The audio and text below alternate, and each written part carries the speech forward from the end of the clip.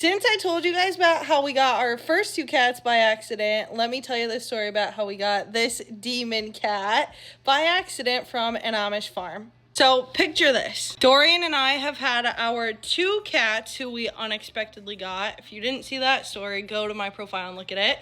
For almost a year when Dorian goes on his annual fishing trip to upstate New York with his dad and his dad's friend.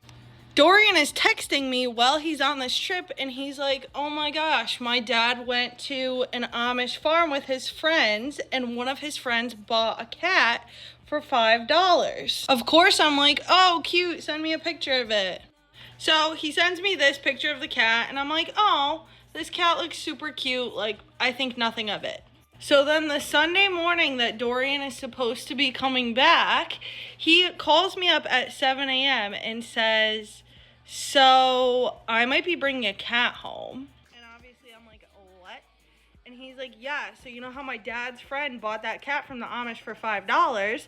Well, that cat slept on his chest last night and he woke up covered in hives. Because he'd never had a cat before, he just didn't know that he was allergic to cats. So then he's like, obviously I can't take this cat anymore. Like, I'm actually super allergic. So the guys are all trying to figure out what to do. They're like, should we bring him back to the Amish? Should we leave him as like a cabin cat who can live at the cabin because there's always fishermen there? What should we do? My boyfriend, being the compassionate angel that he is like, no, nobody can return this cat. You paid for a life.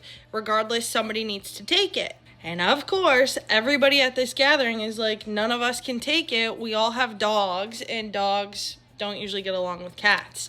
But they're like, you have cats, Dorian. So on the phone, Dorian's like, do you want this cat or not? And I'm like, well, you've been with this cat for the last day or so. I'm like, I don't really know, and I trust your judgment. Like, we could make a decision. Worst comes to worst, this cat could stay here, and then we could figure out if we know somebody who wants it or if we're going to keep it ourselves. So he brings it home, and he tells me what the Amish told him, which was that this was a 2-month-old kitten that was a girl. So I'm like, all right, regardless, I'm still going to bring this cat to the vet just to make sure that it doesn't have fleas or anything like that that could end up passing to our other cats. And I bring the cat to the vet, and lo and behold, none of that was true. She goes, first off, this cat is a boy. Second off, he probably is 2 months old. And then she looks at his teeth and goes, nope, he has adult teeth. He's 4 to 6 months old, just very malnourished. So that's how we got Motley, aka, as I like to call him, Demon Motters.